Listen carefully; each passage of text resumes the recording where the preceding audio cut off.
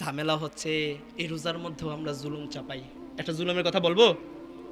রোজা আসলে দেখবেন যে মেয়েরে নতুন বিয়ে দিছে, ওই মেয়ের শ্বশুর বাড়িতে বিশাল একটা বলে বাহারি রকমের ইফতার আইটেম, ফল ফ্রুটস মিলায়া অন্ততপক্ষে 10-15 হাজার টাকার খরচ এই বলটাকে সাজাইতে লাগে।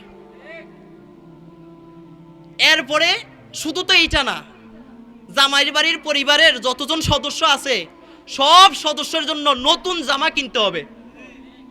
এই জুলুম আমাদের সমাজে আছে না নাই? বেশি না কম?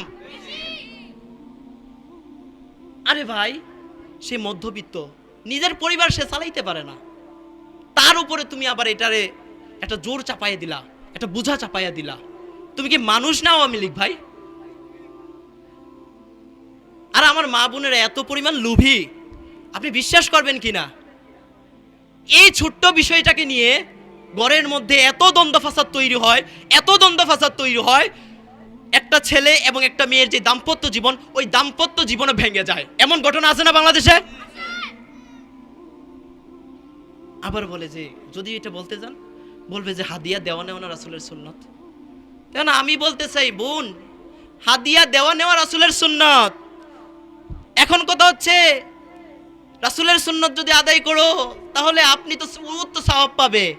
আপনি যে ছেলের মা হইছেন, ছেলের মার কি সওয়াব দরকার নাই? সব সওয়াব কি শুধু মেয়ের মারই দরকার? কথা কয় না কেন? সওয়াব তো ছেলের মারও দরকার, মেয়ের মারও দরকার। তাহলে শুধুমাত্র মেয়ের মার পক্ষ থেকে কেন এই হাবিজাবি জিনিস দেওয়া লাগে? আপনি বিশ্বাস করবেন, এখন মধ্যবিত্ত শ্রেণীর যারা আছে, দ্রব্যমূল্য এত ঊর্ধ্বগতি, নিজের পরিবারটাই চলে না, ঠিক সেই জায়গায় আরেকটা বার্ডেন এসে আমাদের উপর চাপায়া দেয়।